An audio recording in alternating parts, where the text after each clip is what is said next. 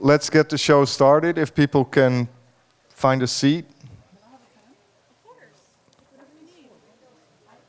So, my name is Niels Heimrichs. I work for your County Commissioner, Greg Weiss. This is, I think, the third or fourth time that we're doing it. We got our friends from our Planning, Zoning, and Building Department here. You'll be hearing from our Building Department, our Code Enforcement Department, and from the guy who oversees contractor certification.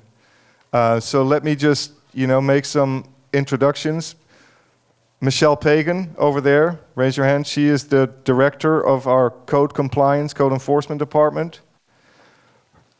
Her deputy, the big guy, Rick Torrance, also oversees contractor certification.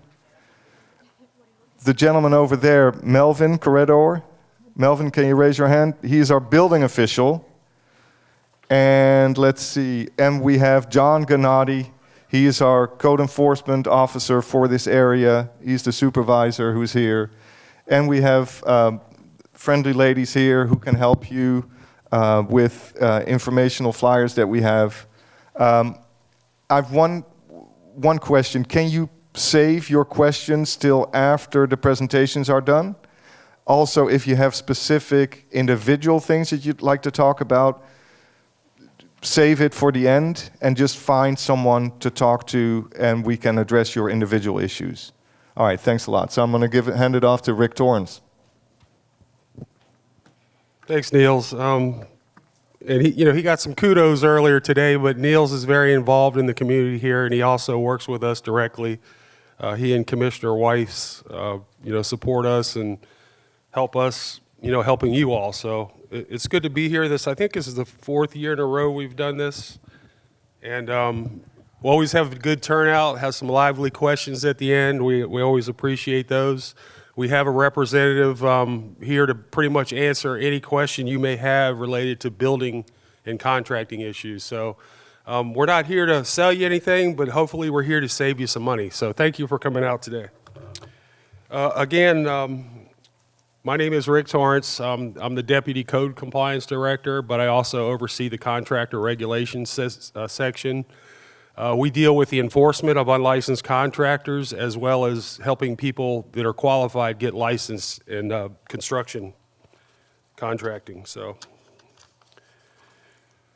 what we do, we regulate the local contractors through a certification process countywide, including most municipalities. We're kind of unique in that regard because most county agencies don't work within the municipalities, but we have interlocal agreements with most of the municipalities. So we will go into the smaller town areas, Highland Beach, West Palm Beach. We do work inside those cities. We ensure through our certification process that contractors have the technical skills and business stability to perform the work.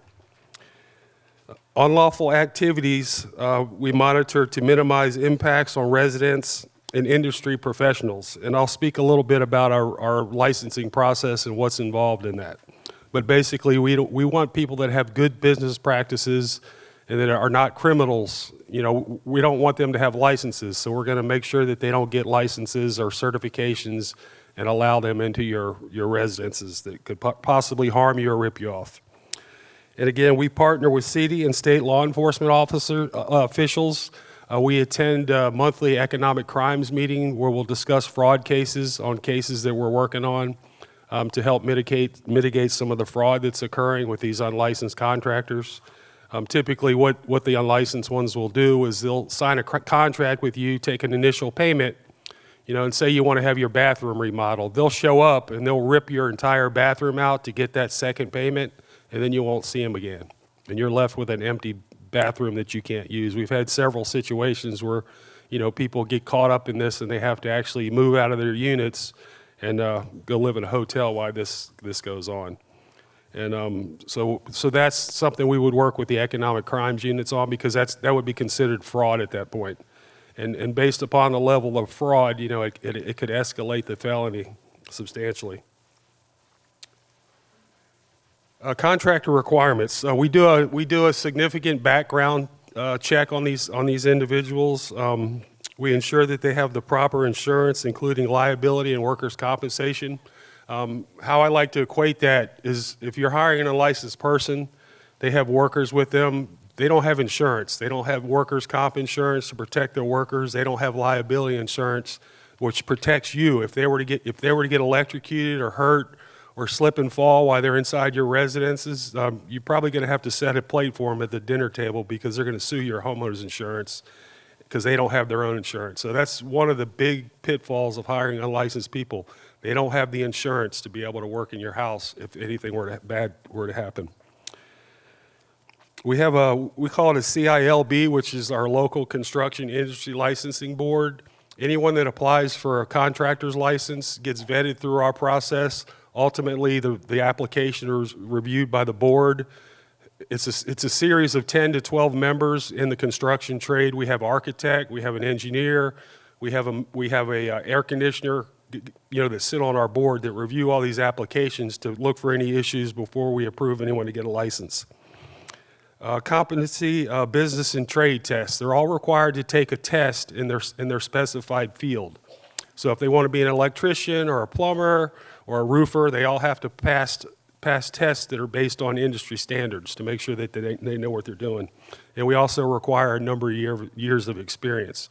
They have to document and provide to us that they worked in the trade for a specific time period, and we often require that they acted as a supervisor in that specific field. So those are all safeguards that we look at before we'll issue a license to a contractor. Potential risks. Paying for work twice. So you hire someone that just went out and he bought a van and he put a magnet on his car and he's going to come remodel your bathroom or something. He may have limited experience, but again, he's not vetted. He doesn't have insurance. He's going to come in there, rip out your bathroom and try to put it back together. You're not going to be happy with it. Okay, so you signed a contract with this person. If he did the work and he did what he said he was going to do and you're not happy with the work, you'd have to handle that civilly. Our office isn't going to get involved with that because A, you didn't do your initial homework to vet to make sure this person was licensed and knows what he's doing. And so you're going to have to hire someone else that is licensed to come out there, pull the permit, because the unlicensed guy can't pull a permit.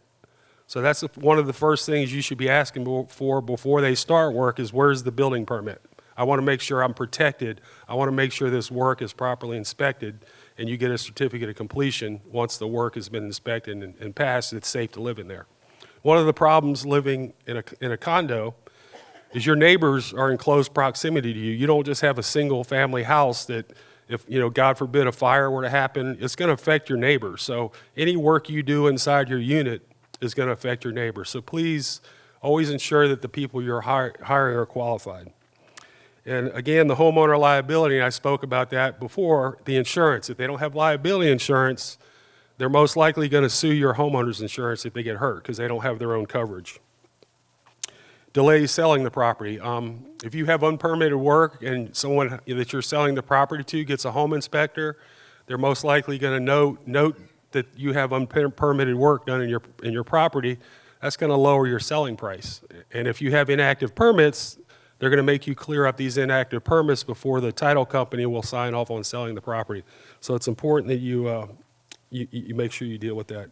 And again, the unsafe, poor workmanship, not meeting building codes. They're going to take shortcuts. They're going to buy cheaper materials. They're going to do stuff that may impact you and it may impact your neighbor. We've had numerous cases in here where people start cutting into floors, removing load-bearing walls in kitchens because they want an open kitchen, and it's creating problems with the unit above you. We've had floors that look like trampolines, from people removing load-bearing walls to where both neighbors have to move out. And I think it's currently going on now where there's civil litigation between the two parties because they hired unlicensed people that didn't know what they were doing. So it can impact you greatly, but it can also impact your neighbors.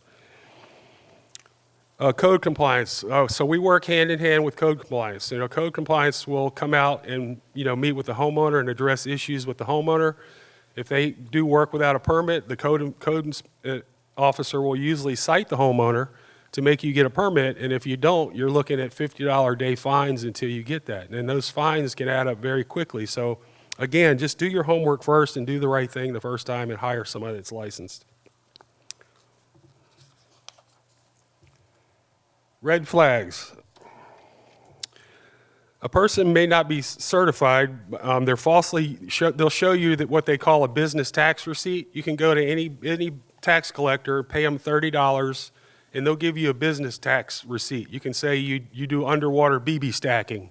You can say you do whatever trade you want to think of, and they'll give you a business tax receipt. That is not a license from us. That's not a certification that they know what they're doing and they have the credentials to know what they're doing. So know the difference between those. I wish I had a picture of what they look like, but it'll basically just say a Palm Beach County tax receipt is what it says. That's not a license to contract. That's not a license to do construction work.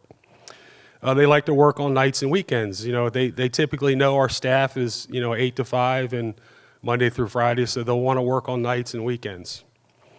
They request a large down payment, before work begins. Be wary of that. They'll ask for cash. Always try to stay away from cash. Make sure you're using your documented, your credit card, a check, things like that. Make sure you have a written contract.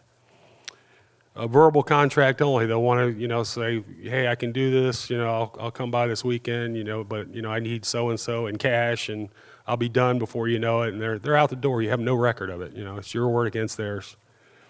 Someone other than the contractor obtains the permit.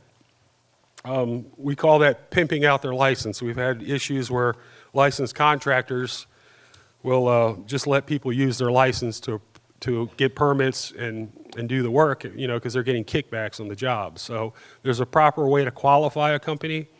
They typically have to go through DBPR to get their company qualified with a legitimate contractor. The qualifying contractor, it needs to oversee the work. It needs to, they need to be involved in this. Because a lot of times you'll hire somebody to change out your windows. You'll hire a licensed person, but then come install day, you don't know who the people are that showed up because they're subcontracting the work. That's how that works. So as long as you're working through a licensed contractor, most likely it's going to go okay. And the statements such as it will be cheaper, and it is cheaper because they don't pay insurance. They didn't get testing. They don't have liability. They don't have workers' comp. They don't have any overhead. Those, like I said, they'll just go out and buy a truck and start peddling their business cards, drumming up business. That's what you need to watch out for.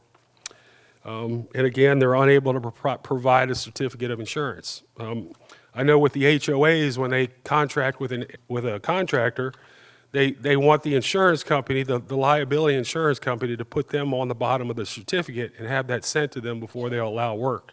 You could probably do the same thing. It's easy for a contractor that's legitimate to call the insurance company and have their liability insurance certificate emailed to you or sent to you. So just so you have that peace of mind.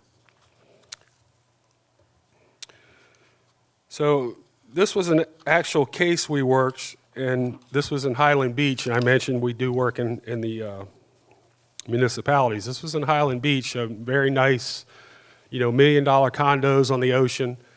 This was a gentleman's bathroom, and the ironic part is the person that hired the illegal contractor was the HOA president. So he hired an illegal contractor probably because he got the best price. And again, the cheapest price isn't the best price. So, and you see that here. So he probably, contracted with this unlicensed person to renovate his bathroom. And I explained earlier, their typical MO is they contract, they get your initial upfront payment, to start. They might discuss materials, things like that they're collecting money from you on. They'll send a crew in there to demolish your bathroom, which is what happened here, and you see what they were left with.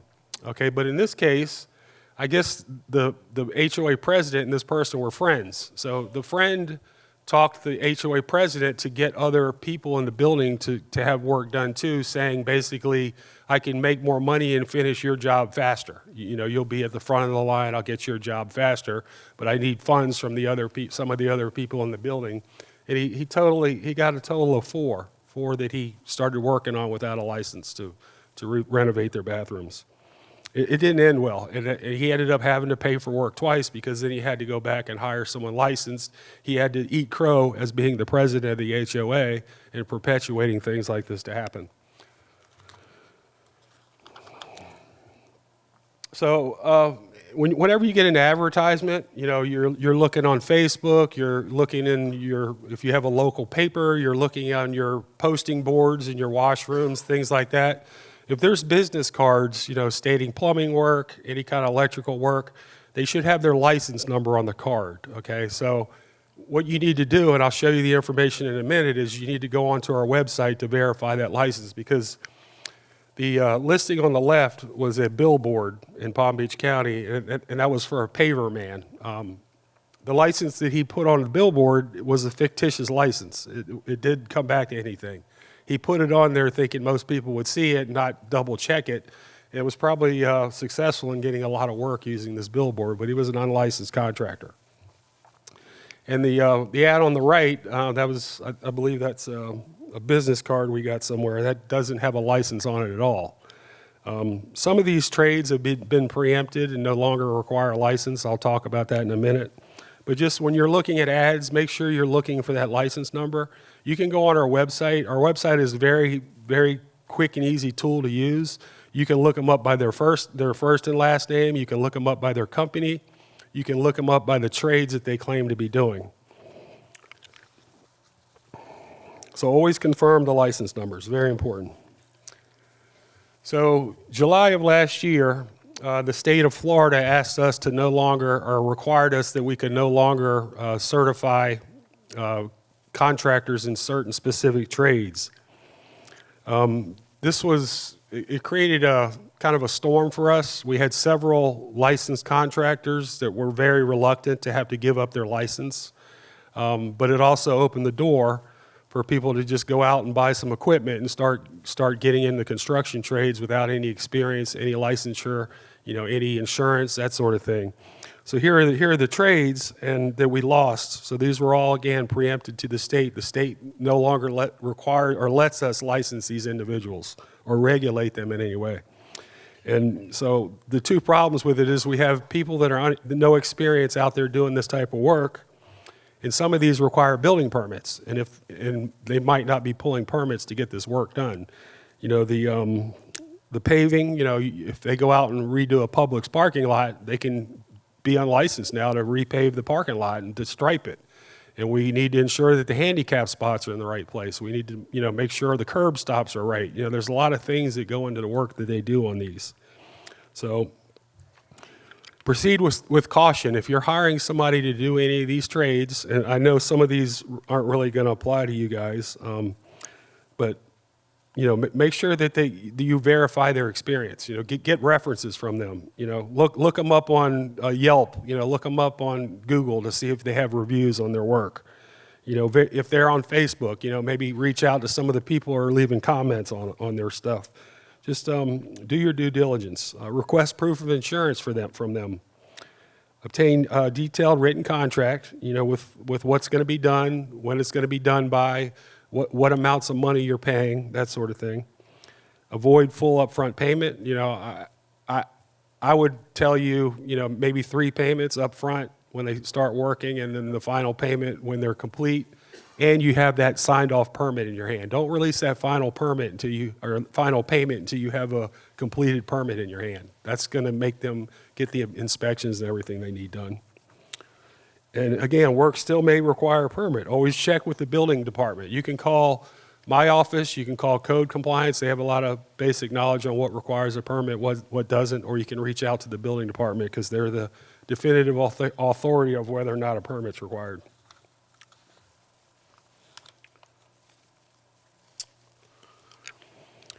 So currently we license and register over 40 trades in construction, and we have in our database over 14,000 licensed contractors. Some of them are county contractors and some of them are state contractors, but either way, any work you want to have done in Palm Beach County, their information should be on our database if they're licensed.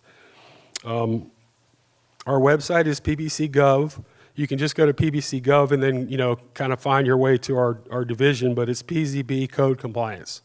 One of the things I like our database, what's good about our database is, say you need to have your air conditioner changed out, or you need to have your water heater changed out. You can go on our database under classification. You'll see the boxes at the top, and it'll open a drop down, and it'll show plumbing contractors. It'll show, you know, whatever type of contract you're looking for. And if you click on that, it's going to give you a list of all the licensed people that are working in Palm Beach County, and then you can use that as your guide to call and start getting estimates on the work being done. But it's going to ensure that they're all licensed, and you'll see that, you know, their stuff is active. And if you see a little red box, you know, typically their insurance, maybe it's not expired, but they need to get us a new certificate. So they can't pull a permit until they go back with us and make sure that their documentation is all current and proper. So that's one of the good safeguards about our database.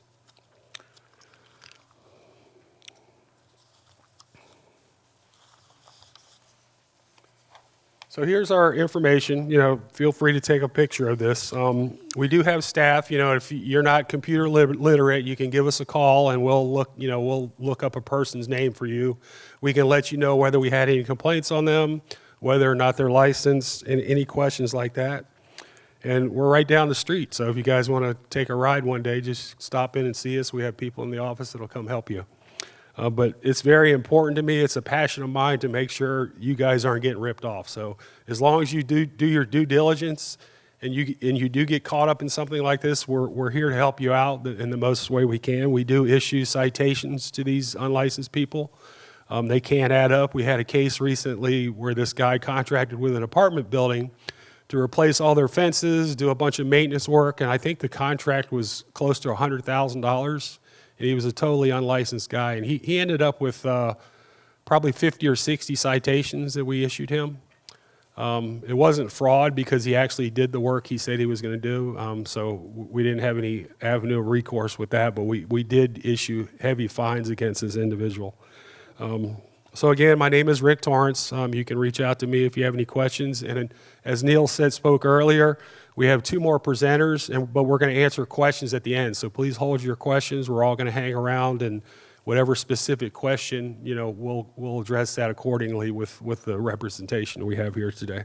So thank you, everybody. Next up, I believe, is your very loved John Gennady, who's worked in Century Village for a while. He's the area supervisor. He does a good job for us, and very knowledgeable about the issues that you all have here.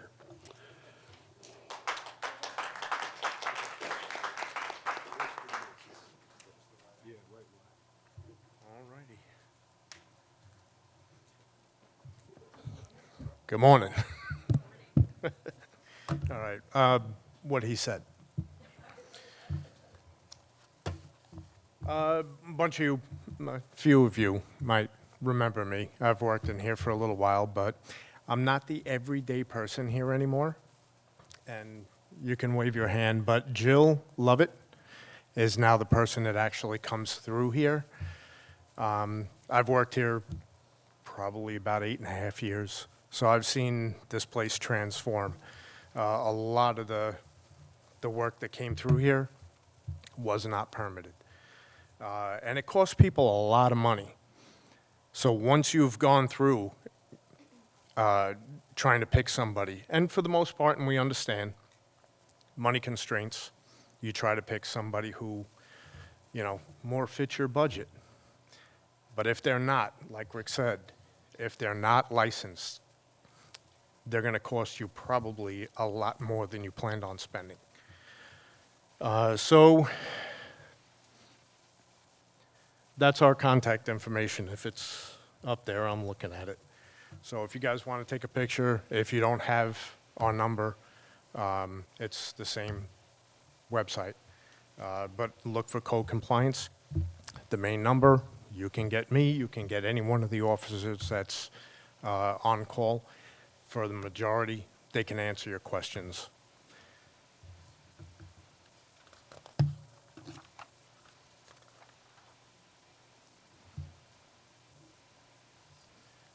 Oh, there it is. All right, so what we do. We investigate, we enforce, They're civil violations. Nothing with us is criminal. Usually anything like that will go over to compliance, and then the sheriff's office will take over what they need to do. We want to make sure that you guys, again, like Rick said, are not getting ripped off. Don't just go with anybody that comes up and says, I can do that for you. These buildings, they've been there for a little while. So you want to make sure that the work is done by a licensed contractor. They have the insurance. It's got to go through an approval process. So the associations have to give their approval. And then the contractor needs to know what they're doing. We've had some, which I'm sure we're going to have some of the pictures coming up, where they didn't, and the outcome wasn't too good. We cite the homeowner, okay? It's not supposed to scare anybody, it's supposed to make you aware. So we look at code violations, we look at fire prevention, we do property maintenance, so trash, debris, blocking access, land use, all the codes and ordinances. We keep an eye out for all that, all the building codes. You're going to have the building official coming up here shortly. He's going to explain a lot more than I can in detail. But we're the guys that come out and look for this kind of stuff. So property maintenance. You want to make sure that your property, well, you guys are in a condo, so you have somebody who takes care of the grass and the parking lots, the common areas. Yours is basically your interior, where you guys reside. But we do regular single family. They have grass issues, they have use issues. Dirty pools, believe it or not, it's a code violation. Construction without permits. Some of these, if they're mine, are probably in Century Village. We've had issues with people who have done construction. They hired somebody, whether he was licensed or not, even if it is a licensed person, if they don't pull the permits necessary, and they do work, it's not allowed. We have to monitor that. Building official has to have record of it, has to know what's being done. You know, if you hire them to change out a sink or a hot water heater and you come back and half of your place is down to studs, building department needs to know that. There are load-bearing walls. There are issues that need to be, taken care of properly. Just because he gives you a better price than the other couple of people that you got phone calls from, not necessarily going to do the best job for you. And again, pay for it with a guy who doesn't have a license and who doesn't know what he's doing, you're going to pay for it a lot more. If we find out about it, and usually it does. Don, Yuko, the people at Seacrest, the people who work in there, your neighbors, they call us. So you need to let the residents know in the buildings, please don't do it. Rick went over it. I'm not going to go over it again, but that's a lot of it. The exterior and disrepair. I don't know if you guys see some of the companies that come through here. They're working on the exterior of the buildings. Just because it's concrete doesn't mean it lasts forever. It's got to be maintained. That's part of the property maintenance. So if you're in a building and you see stairs cracking, you see bases, corners, chips of concrete, even if the paint seems to be fading away, you need to look at these things, have someone that is knowledgeable, take a look at it. You get the place looked at, they'll be able to tell you whether it needs upkeep. And like I say, with the age of some of these buildings, you need upkeep.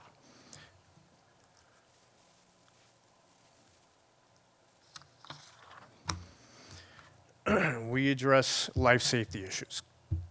If there are pools and they don't have the proper fencing, they meet certain criteria where you're supposed to get them. And again, a licensed contractor will know this. You put the permits in. When you put a pool in, you put a fence around it. Kids don't know the difference. They're going to see a pool, they're going to want to jump in. All right? We've seen it too many times on the news. That's not a scenario you want to get yourself into. Buildings in disrepair, you have second, 3, 4-story buildings here. The railings, the stairs, they all have to be kept up.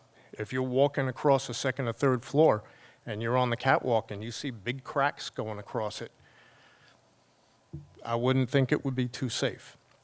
You lean on a railing, it decides to give way, it's not holding you up. So we come out and check that. If you have any questions, call us out, we'll take a look at it.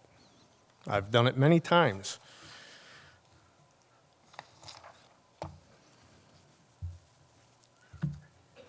So again, our goal is compliance. We want to make sure that everybody's safe. We want to make sure that where you live is safe for you to be there. You can call us. You can email us. We can create a compliance plan. And once compliance is achieved, you guys are good. You're done. Keep an eye out on your neighbors also, because when you see somebody that's doing something they're not supposed to be doing, you have any questions, call us. So again, how to file? You can go to this website. If you guys can see it, you can take a picture of it. Half of you probably have my card. You can call me. Or you can call the main number and put in a complaint. The only way to get a complaint for us to come out, you give your information, we will log it down, we will put in a case, and we will get one of our officers out here, okay? We're not scary unless you're doing something wrong. Or you can come, like Rick said, right down the road. So we're not very far. And there's the rest of the information. And I think that's going to be it for me. So now we're going to have Melvin, who is our building official.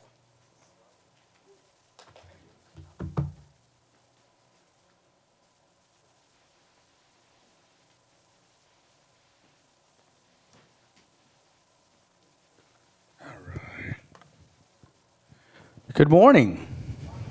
I actually didn't get the tutorial on the clicker. Just the middle button? Just right and left. Is that back? Is that forward? Okay, good. Do you guys mind if I walk around?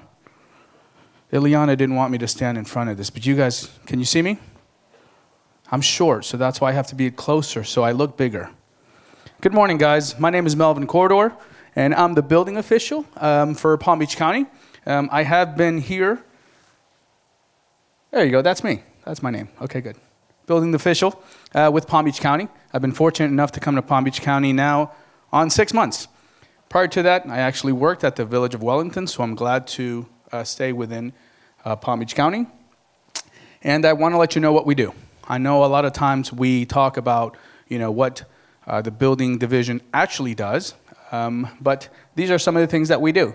We want to ensure life and property, right? We want to make sure that your life is safe in the buildings that you are in, and we want to make sure that the building is actually safe. We want to consistently administer the Florida Building Code. I mention that because we're not just implementing respectfully Melvin's will or anybody else's will. It's actually based off of something written in black and white, which is the Florida Building Code. And funny enough, that's the same throughout all of Florida. That's why it's called Florida Building Code, not Palm Beach County Building Code, but Florida Building Code. We do have nuances, which we are allowed to change from an administrative perspective, but the actual building code itself is standard throughout all of Florida. So if you're here 6 months a year, but then you decide to go to like the Villages for 6 other months, I can't, no, that's a bad word. Okay, same code, because it's still within Florida, Florida Building Code. That's what we're here to consistently administer. We want to lower your insurance, homeowners and flood, which, is this where I say it? Yes, perfect. Want to make sure I say it. So if you have not signed up, where's the sign-in sheet? Here? If you could please sign up, and I'll tell you why. Number one, we give free cookies when you sign up. We do not. Sorry, I didn't bring enough. But what we do is if you're able to sign up, we actually provide information. If you sign in, we have information that is requested to us from FEMA as like holding stakeholder meetings for flood, and it actually helps reduce. It's ways that we get points so that we can reduce, hopefully, the rate that we're paying for flood insurance here in Palm Beach County. Another thing that we do is we develop code and provide training. This is what we're doing right now. We're giving you information. We're trying to let you know what we can and cannot do based on building. I want to give you some facts and figures. I know some of these numbers seem a lot, so you can tell everything that we do.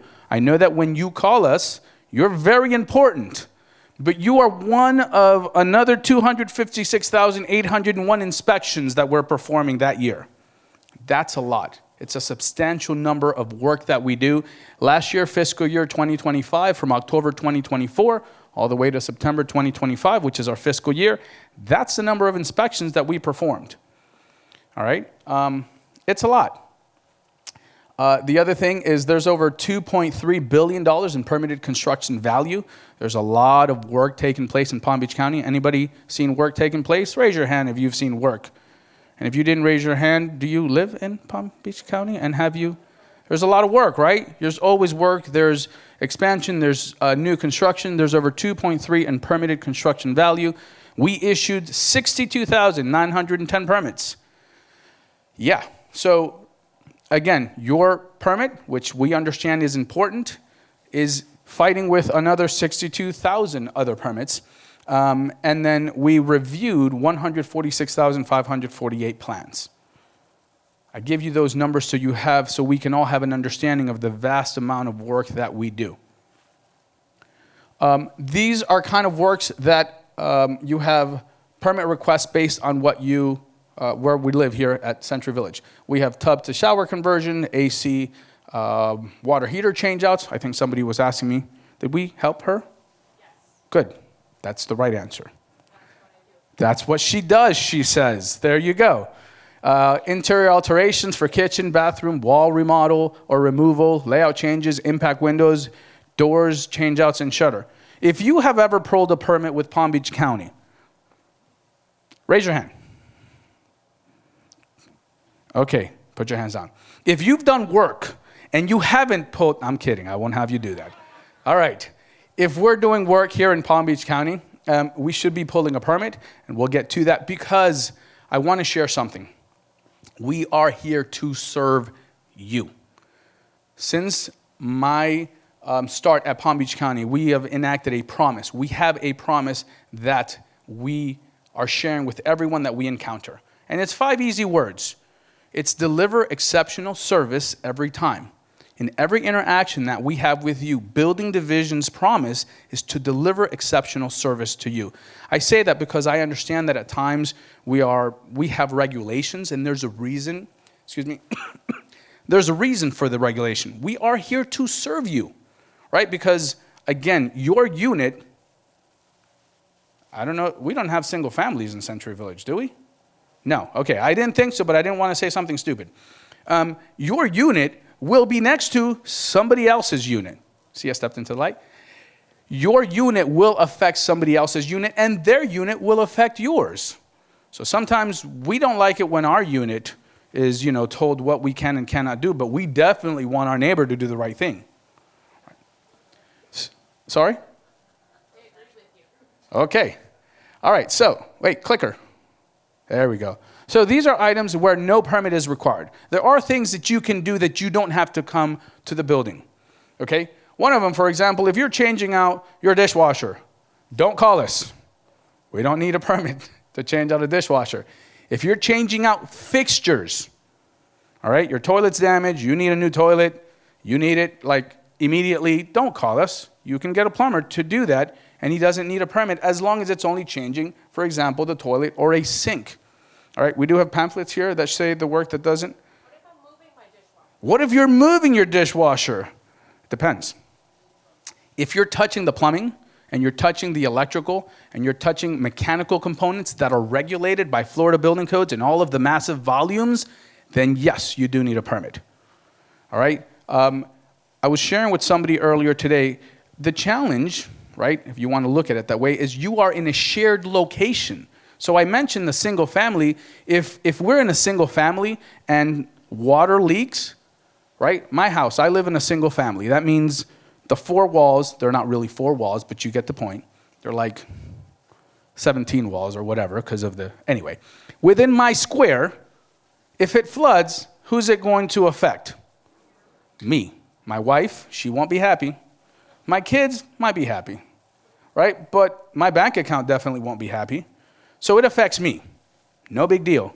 If I do something dumb, it affects me, too bad. However, if I'm next to a neighbor and I do that, who's it affecting? Me and my neighbor. So you find yourself in a different situation because, again, most of the work that is taking place in Century Village that falls within mechanical, plumbing, electrical, will require a permit because other entities, somebody else is affected. If you're doing flooring, don't need a permit.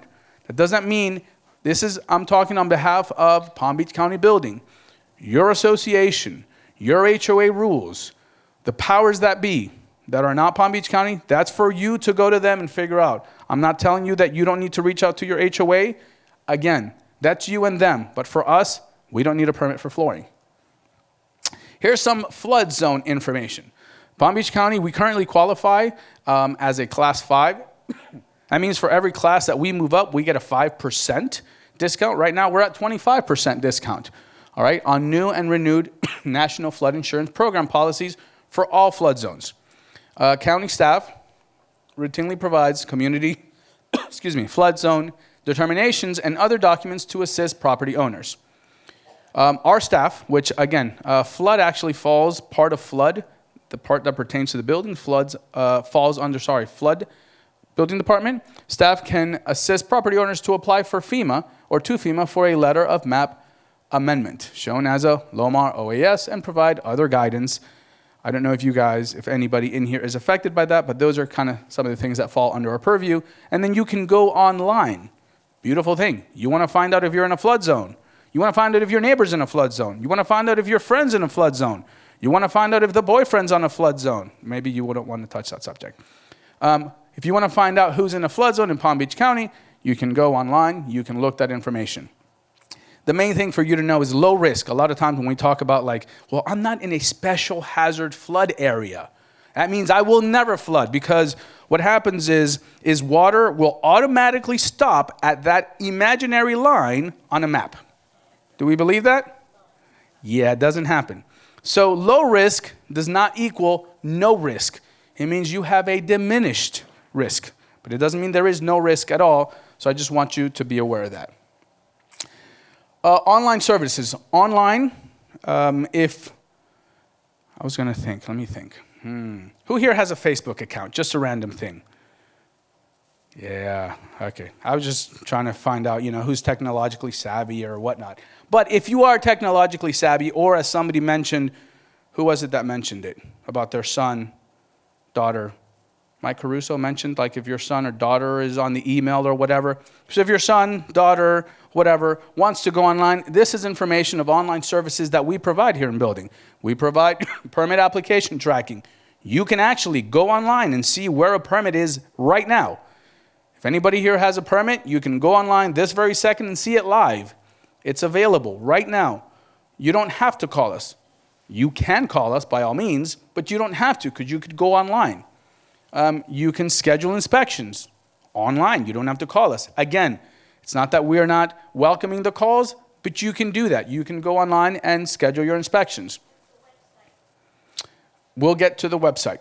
Who said what's the website? That was you? Oh, back there. Okay, I was like, that sounded like a female voice, and yours doesn't sound like that.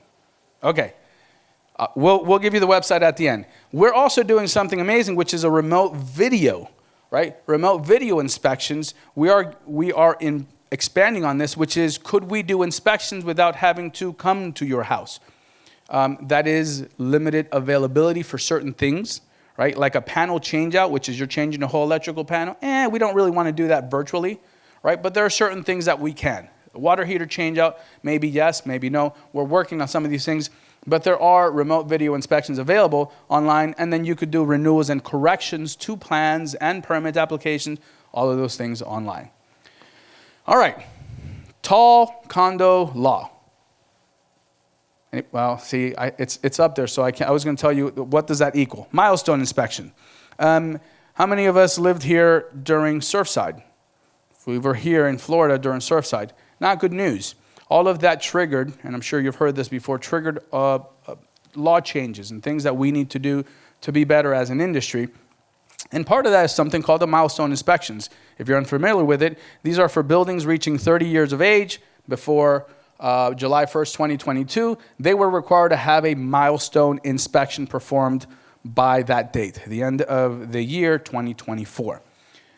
Buildings reaching 30 years between that date and the 31st of last year were required to have a milestone performed by the end of last year.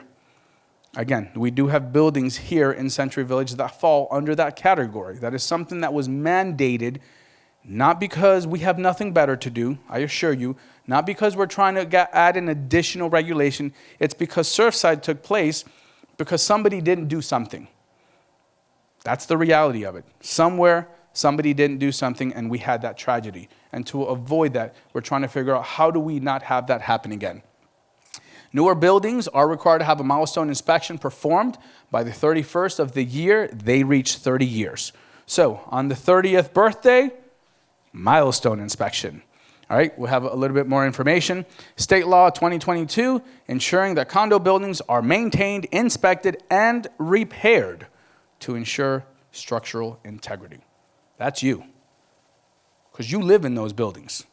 So that's the responsibility collectively to make sure that buildings are maintained, inspected, and repaired to ensure structural integrity.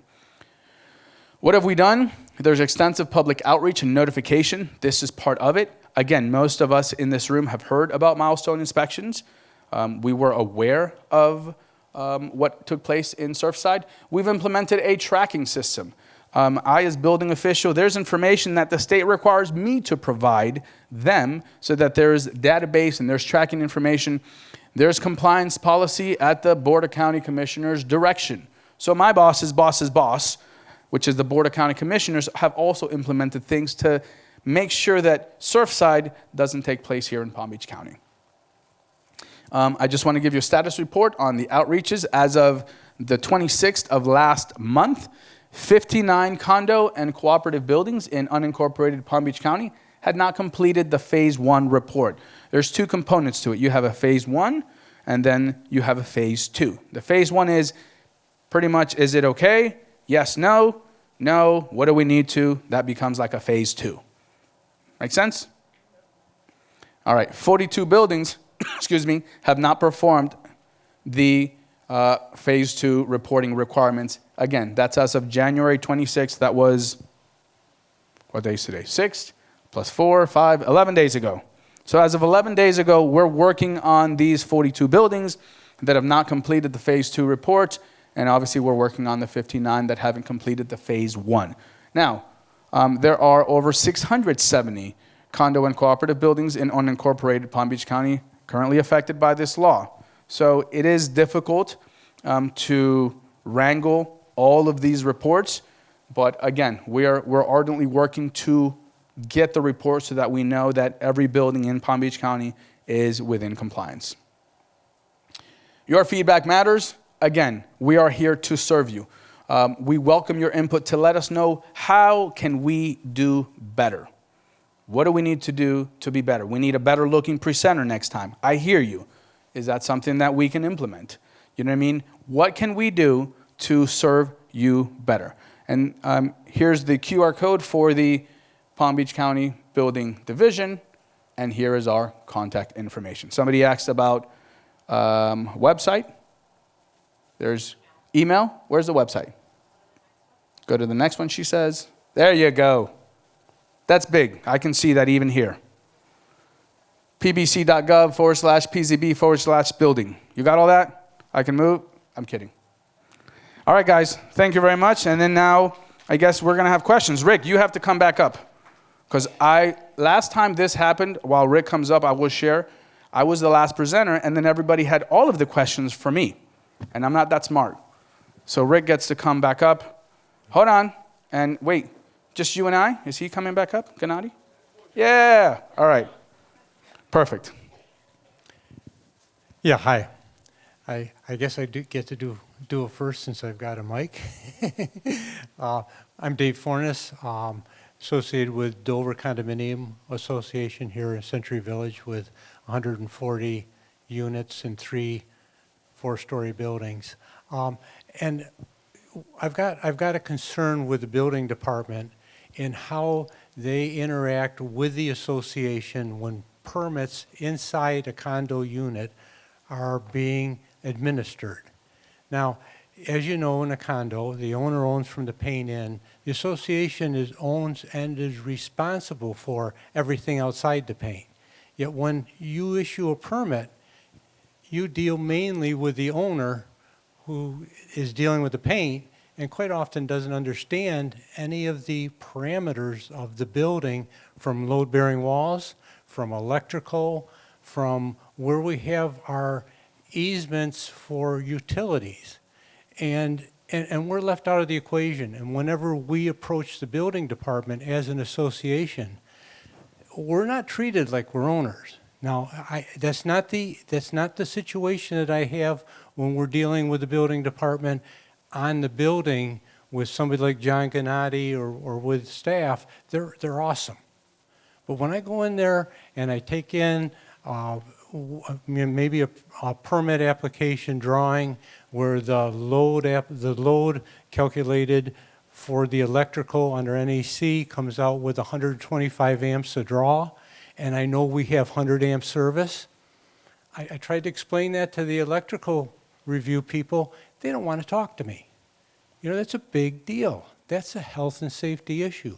And we don't get the chance most of the time to give approval of a permit application before you guys do. Sometimes we do, sometimes we don't. But what I'm saying is you need to include the association. The association is their responsible area that's being impacted mostly by these permits, not from the paint in.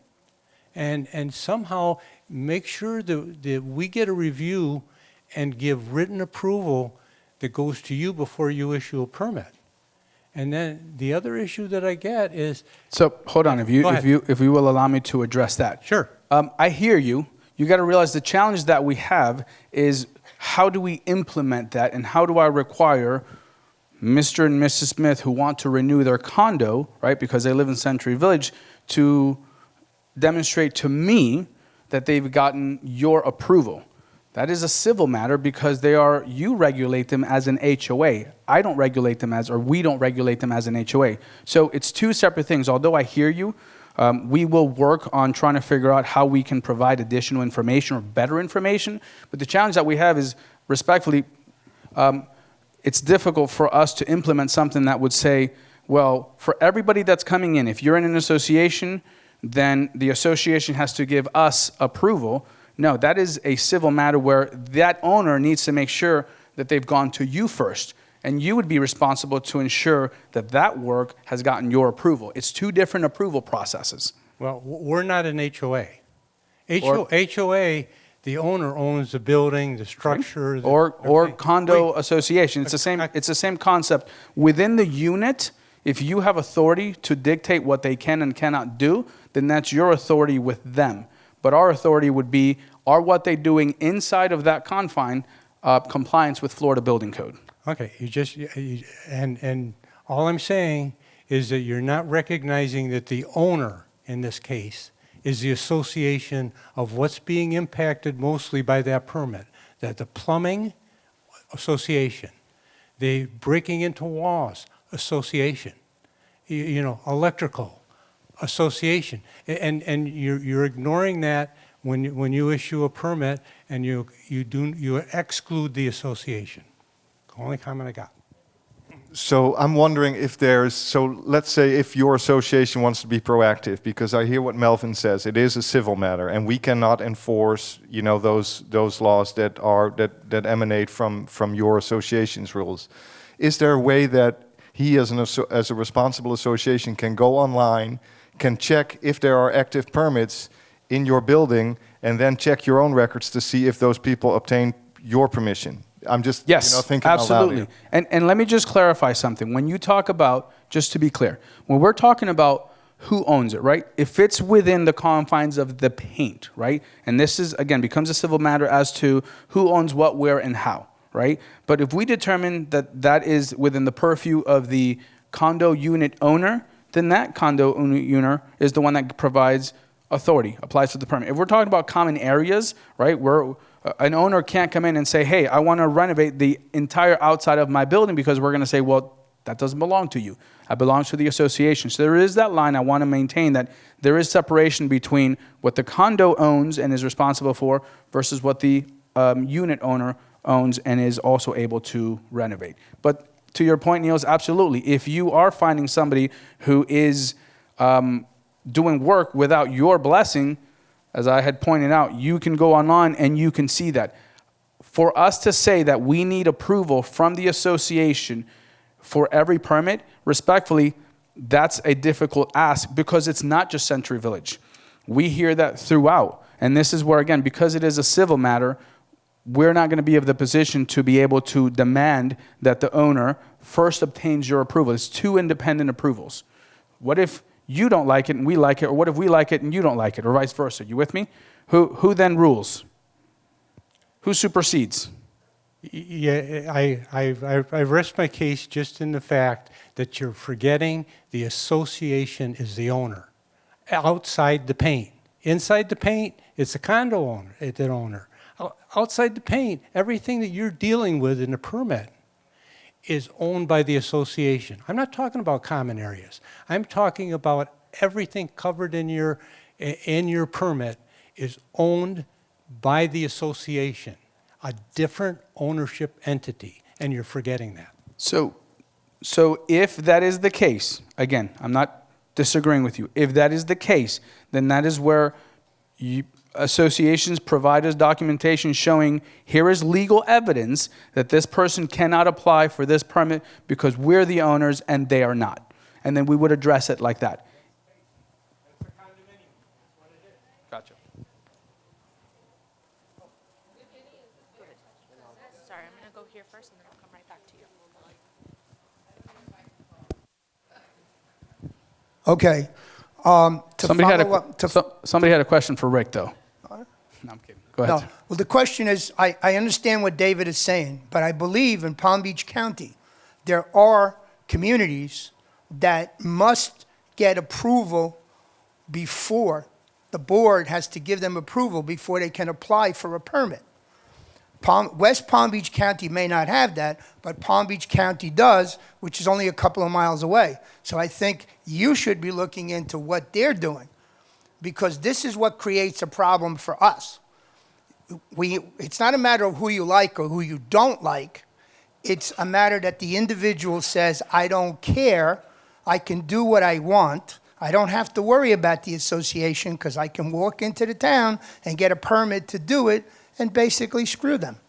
Okay? And this is what's presenting a problem for the associations and for us. So I think really West Palm Beach County should be looking in to see what Palm Beach County and other communities are doing to make that part of the system. And I understand that it adds a step, but it also adds security to what's going on.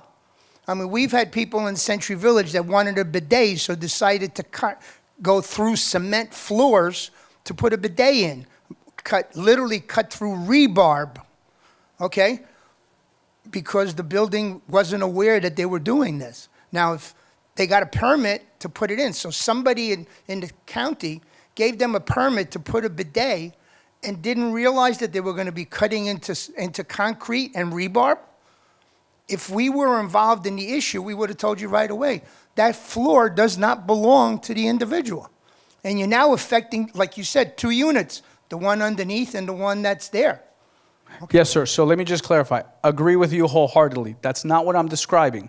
Again, this goes back to if somebody is doing work outside of their box, outside of their scope, then absolutely. Then we would go to the applicant and say, applicant, do you have approval from somebody else to do this work because you're not authorized to do that work. And for clarification, when you say outside of their box, you're not necessarily saying outside of the condo, but you're saying even inside of the condo, like the Correct. concrete floor that Correct. they do not own. Correct. Okay. Hang on. Okay. My question is, I've had 2 people change out water heaters just recently, and I said, we need permits to do that. I don't have a permit yet from those people.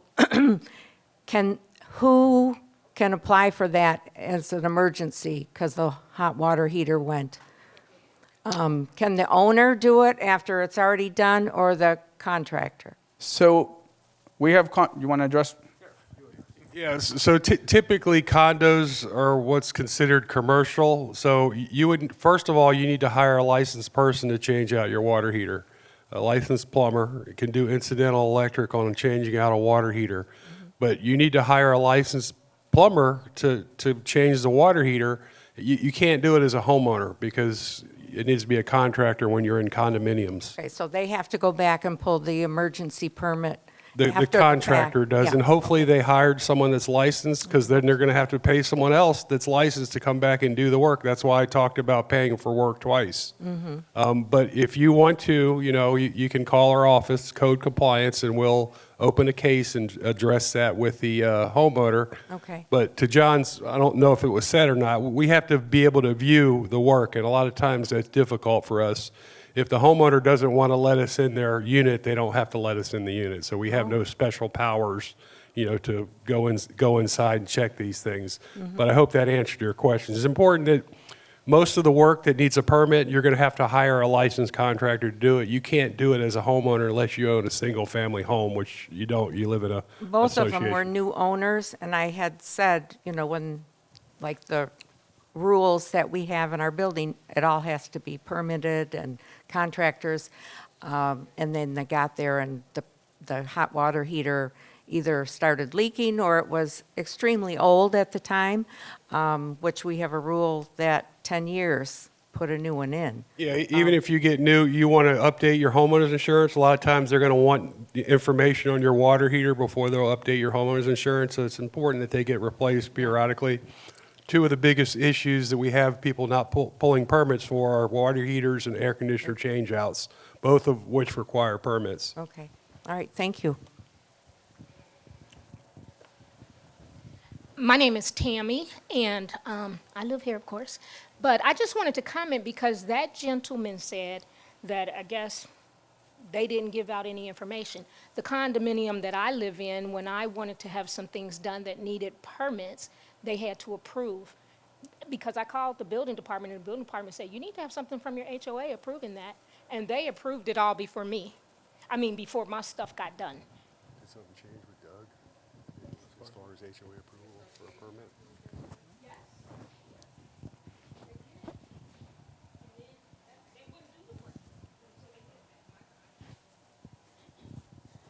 My turn? Yes. Okay. I did contract to have my bathtub changed to a shower. I got the permits, or I applied for the permits, and, it's been a long time, so when I called the company, I said, what's the deal? And they said, well, we put it in for permits like 7 weeks ago, and we're still waiting. Come on. What? So are you asking about the time frame, ma'am? Yeah, it's like Okay. ridiculous. So about time frames, I will share. You're right. There are moments where, for whatever reason, there are delays on our end. I will also share, though, that if you go online, you could see the history exactly of when the contractor made application, when he submitted the documents, when we reviewed it, when it was returned to the contractor for clarification, how long it's been on their side. So there is a lot of information. A lot of times, as property owners, what you get is, well, I don't have the permit. That's the end information that is relayed to you. Except that the flip side is, you're not getting the information that, well, it took us 3 weeks to prepare the documents, and then it took us 2 days to pay for the permit. And then the building department, the building division, we did take 5 days to review it because of the numbers that I shared. But then after the 5 days, it goes back to the contractor, and we're waiting on the contract for 2 weeks. But all of that timeline is kind of just summed into, well, I don't have a permit. So you can go online, you can definitely call us, and we will tell you exactly, it's all public record. You could see exactly what our timeline is. To date, we are pretty good, obviously not perfect, but we're pretty good at meeting our statutory requirements for timelines. So I hear you because I see it. Sometimes a contractor just gives us a piece of paper and says, hey, I'm changing out the water heater. Okay, well, what size? Well, it matters if it's a 40-gallon or an 80-gallon. Well, I don't know.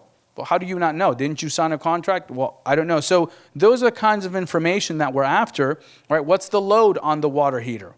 So we have a permit runner who just give me a permit for a water heater changeout. And there's information missing. So that whole circle could potentially take 7+ weeks, not only because the building division is taking time, but there's all sorts of individuals involved in the process to get the permit issued. We are working, I will tell you, part of what I am working on is trying to figure out how do we eliminate steps to streamline it. Now, with all due respect, we were asked, well, add an additional step. You with me? And this is the balance that we constantly have to juggle. Do we add more steps to keep it safer and make sure that it's 100%? Do we add less steps so that it's faster? That's what we're juggling with. And it's a challenge because some individuals are going to want it, well, just give me the permit, I don't care. Other people are going to say, yeah, but I do care because 6 months from now, I don't want my unit flooded because my neighbor decided to get a permit and it wasn't done the right way. So it is that balance that we are trying to maintain. I hear you. We are working on trying to speed up our process so that hopefully, again, whenever we hear that there are long delays on permit, I'll be able to say, it's not us. Talk to your contractor because your contractor hasn't followed through with the comments or the questions or the concerns, because obviously we are here to make sure that you have a compliant unit after it's all said and done. I'm on my way. Dun, dun, dun. Here you go, and then I'll give it to you. I'm sorry. Does every contractor have to have a permit in advance to install a water heater? That's like emergency repairs. So, Florida Building Code allows what's called an emergency repair. If you are you're calling a contractor at 2 a.m. in the morning because your water heater blew up, right? Not blew up, but it's leaking, right? And it's corroded and it's leaking. I'm not going to tell you, no, you cannot do the work because at 2 a.m. you need to go get a building permit. Well, good luck, because you're not going to find anybody in the building division at 2 a.m. I'm not there. I'm in REM cycle, right? So what will happen is there is a mechanism that your contractor, your licensed contractor, could go to your unit, repair as an emergency repair what they need to do, and then after the fact, send us information that permits that water heater. So not every permit has to be in hand for water heaters to be changed out. More specifically, if it's an emergency repair, then Florida Building Code gives you that leeway for the work to be done, and then it gets permitted and inspected. In a reasonable amount of time, right? To replace the water heater from 2 a.m. to 4, a reasonable amount of time. So you have an emergency, you don't ask for the permit 3 months later. Oh, yes. Yes. So that reasonable amount of time is subjective, typically within a few days. If the contractor had time to go out there and do the work and cash your check and do all of that, then obviously they have time to apply for the permit. Hi, my name is Belinda Flores, and what do you call it? I'm hearing everybody what they're going through, but I've been living here for 6 years, and ever since I've been here, I've seen some heavy-duty stuff being done. And in my association, unfortunately, there are some condominiums, or rather units, are being done without license, and I have stopped them. And as the building department does know. I've dealt with them, and they know all about the stories. And where the president of UCO said that some people think that they own the whole entire unit, including the foundation. I actually had to stop a unit owner, and I was not on the board, but I stopped them. I said, no, you cannot break the foundation. They broke the foundation, plus lifted up the building on one side. It was supposed to be 6, I used to build buildings and renovate buildings, and 6 years ago. And and they only put 2. And what happened was, the people upstairs on the second floor, their walls cracked and their floors cracked, and adjacent to that one unit, their ceiling cracked. And they did shut them down 5 times because of many things that I've seen, and I had called the building department, and they're very good in coming out and checking. And there was a lot of things that they have done, and till this day, they still, 5 years later, they still haven't got their CO and actually living there because of everything that has gone. And this is why it's so important to see around your condominium. I'm sorry, I should be talking to you guys. What do you call it? Important to see who's working in your building, because you don't know what exactly. Because this one building that they did, they completely tore out all the walls, the concrete walls, the flooring, to make it bigger, and to put another 2 bedrooms in, which is only a 1 bedroom. And also, they tore down the low-bearing walls. So this is very important for everyone to keep an eye on what is happening with your building, because these are things that could damage your whole entire building. Unfortunately, our building outside of that one unit, the concrete on the outside of the building is cracked. And when I came back on being as president, I marked it the red marks, and they hated me. Why are you doing that? Why? Because you're going to fix it. But they did what the owner and the president at the time didn't put anything with insurance or anything, that the contractor, and all the workers there didn't have license. So this is why it's so important to make sure, and as approval as a board, make sure you know exactly what they're doing. They're supposed to give you at least a blueprint what they're going to do. Or if it's ours, we had a big lot of blueprint. I'm sorry. So that is why it's. No board members are around. That's the whole thing, and that's where I keep the contact with. I guess a lot. Thank you, ma'am. And again, if you see that somebody's doing something that requires a permit, you can reach out to code compliance, you could reach out to building, you could reach out to your association. There's a lot of mechanisms out there to be able to provide that information. We do follow through. I know code immediately or shortly thereafter sends individuals for code cases. We have an unsafe construction associates that go out and verify. So there are mechanisms in place that as soon as we are able to, once we know that we have a credible situation, we send out personnel, staff, to go research and verify, and what are they doing, and do we have to post a stop? What do we need to do? So again, we do follow through with that if we know. Remember what I mentioned, the slides? Palm Beach County is huge. Guys, we can't cover it all. You are our eyes and ears on a lot of these things. If you see something, like they say something, that's reality, because you're going to see something that we don't. Let us know, and we'll follow through, and the intent is to get into compliance. Yes, sir. And by the way, thank you very much for taking the time to present to us. It's very important that we get identified with everything that's going on.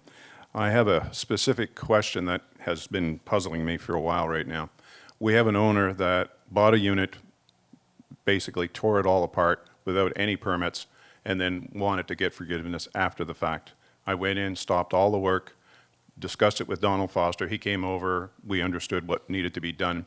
My question is, who nominates the permit? Is it an engineer that needs to tell the unit owner what permits are required? This unit owner deems to think that he can just go out and nominate whatever permit he wants to tell the contractors to get. And so we don't know which permits are really valid or what he's missing. So that's a great question. I'll tell you who nominates it. Chapter 1, Florida Building Code. It really spells out directly what needs a permit and what doesn't need a permit. So again, if the individual wants to say, you know what, I want to cut out, you know what I mean, all of the slabs, it doesn't need a permit because I think it's okay. No, Florida Building Code tells you you need a permit. So it's not subjective. It is written in Florida Building Code as to what needs a permit. We do have pamphlets in here that kind of provide clarity on that. But yeah, it's not the homeowner, respectfully. It's not the unit owner. It's not the HOA president. It's not an engineer. It's not even me. It actually, we have it spelled out in Florida Building Code, our Chapter 1, telling us exactly what needs a permit and what doesn't need a permit. But saying that, the owner is not going to adhere to that if he feels there needs to be 10 permits, for instance, to be done under one major one. He might say, well, I'll just need 3 done, and goes out, gets his permits, but 3 or 4 other items that are supposed to be permitted are completely missed. And so nobody is actually checking the owner of that unit how many permits are required. So there's 2 components to that. The one component is you. If you see something, say something. The second component of that is we have staff.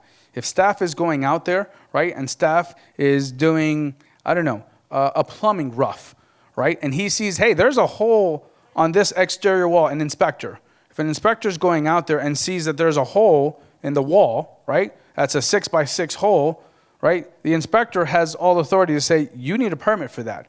So again, it's 2 sides. There are components that we attempt to see. Again, we're humans. We're not going to catch it all. There's a component that you, as members of this, association, if you see something, let us be aware.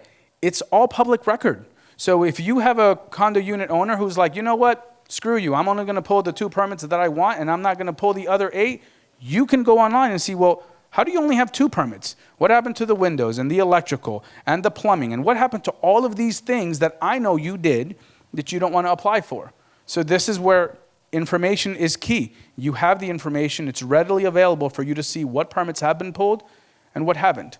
And based on that, you can give us information that we can use to say, we're getting information that you changed out the windows and you did this, but you only want to go on record to say that you just changed out a water heater, to your point. What we're going to do and what we've been instructed is to get an engineer involved and have the engineer draw up the plans and tell the owner what permits are required, not letting the owner decide what permits, because the owner is not doing what he's supposed to do. Gotcha. Thank you. And again, if you ever have any question as to what needs a permit and there's fuzzy, right, you don't have clarity, you can call us. We'll give you, we're going to ask for pictures, right? If you're calling me and you say, does this need a permit? We'll ask for pictures, we'll ask for information, and based on that, we'll give you a direct answer. Yes, it needs a permit. No, it doesn't need a permit. Or maybe it needs a permit subject to these conditions. Because, you know what I mean, there's variations to everything. Sorry. Yes, ma'am. To Rick, right? Rick needs a question. Actually, John hasn't answered anything. Okay. Yes, ma'am. I would like to take a picture of the slide before this one, if that's possible. Sure. The one before. That one? That's the one that was before. Wait, hold on. She said before. Is it this one, ma'am? She said yes. You're saying no. She says yes. I don't know. Oh, you want to see the one before that? Okay. Vanna White here for your viewing pleasure. Are you good, ma'am? One more? That one? Okay. There you go. Tell us how we're doing. I can put here. I can get in the picture so you have it with me and like. That's fun. All right. Any other questions, guys? Yes. Do that one more time. Do what one more time? In front of the projector. Majo, can you get a picture of him? John, Thank you. can you comment on tankless hot water heaters? John, tankless water heaters. That's yours. They're going to have to be approved for a permit. Are Period. they permitted in Palm Oh, Beach I'm a- County? I'm sorry? Are they permitted in Palm Beach County? They can be, but it's determined by the building official. By, All right, that was cheating because you asked him, but it's my question. Okay, so here's the thing. Tankless water heaters, all right, have additional electrical loads. Yes. So it's not just as simple as I'm going to take out my 40-gallon tanked water heater and replace it with whatever else tankless, because the electricity might not work. Somebody had mentioned how we're overloading panels. So part of the permitting process would determine, number one, are you having to cut into areas that don't belong to you, right? Because if I can imagine your building, you've got the main electrical feed here, and you got the water heater over here, and we got to cut through somebody else's walls or floors or ceiling or whatever the case may be. So you have that component to contend with.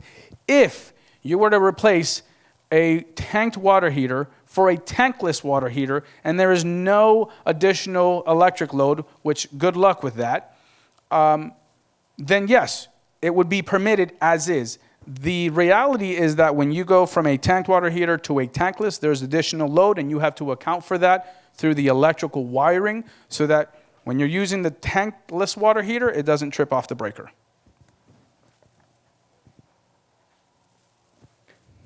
Ileana, I can hear you. Didn't help you? Okay, I'll come back. A split, what? Like do a split? Sorry. A split air conditioner. A split AC unit needs a permit. Again, the intent would be that when you're replacing the units, that the part in between doesn't have to be replaced. So I'm looking at the inside unit and the outside unit. That does need a permit. Again, that would fall under, like, you could do it as an emergency repair. Let's say if it were to go out in the middle of the night, you have that option. But it does need a permit. And again, you are able to replace your units. That just needs a building permit. We're looking for, again, energy loads and make sure that it's efficient because you have certain federal requirements for an AC unit. So yes, those are all components of what we're looking for through the building permit process. No, ma'am, you already asked a question. I think you're, okay.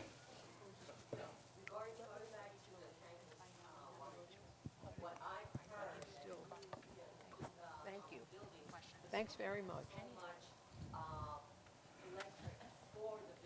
Correct, capacity. Correct. Yes, and that's where, again, if your building is already at your maximum load, I can't add something to it because then, again, it's going to get overloaded, and that's where you have electrical issues or potentially electrical issues. You were going to say something, Rick? Yeah, to Melvin's point, you know, if everyone in the building wants to go to tankless water heaters, that might create a load issue that the building can't sustain. So, yeah, because they do. Yeah. Does anyone else have any more questions? Yes. In, in some of the examples, you know, the work is already done. What do you do in that case? Well, we get that a lot. You know, everybody does what they want and asks for forgiveness later. That was brought up earlier. We go and investigate. If we have evidence that we can prove that they did work without a permit or whatever they did, we would address that with the homeowner through a notice of violation, giving them time to correct, and ultimately it would go in front of a magistrate, you know, that would rule on the case, and if they decide to do nothing, they would be put into a daily fine status until they corrected it. If it's we determine it's a safety issue, we could placard the building to make it vacate. I mean, there's a whole different set of scenarios that we look at with cases like that. But most of our complaints are after the fact complaints.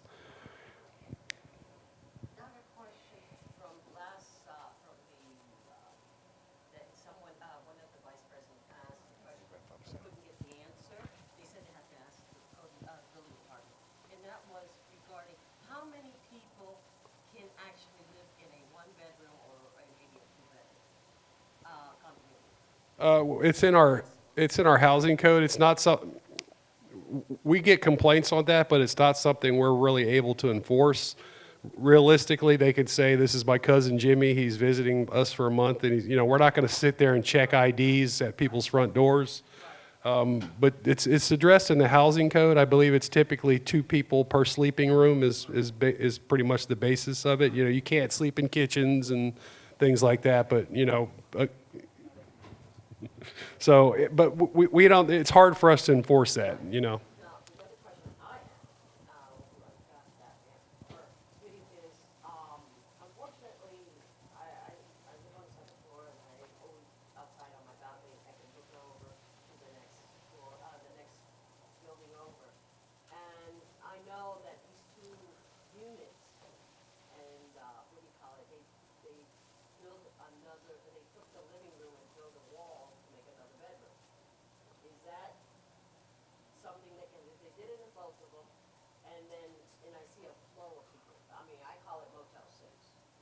I mean, it needs permits, If they're adding rooms, there's requirements for electrical outlets, things like that. There's ventilation requirements. So, again, that needs a permit. And if it doesn't get a permit, then it might be an issue. But if it did get a permit, then it would be allowed.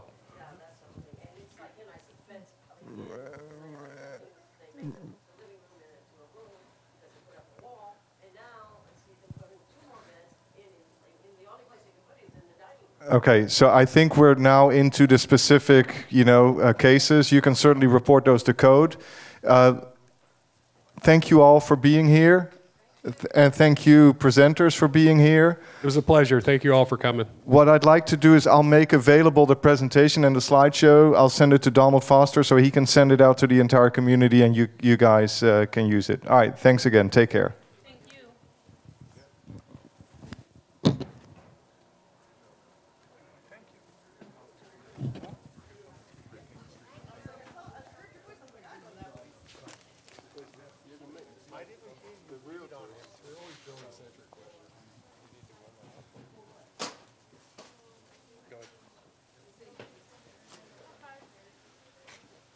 I'm not as tall as you. Go ahead.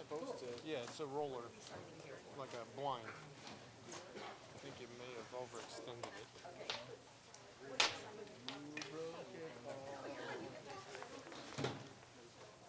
Can you take my name off from the first, seriously?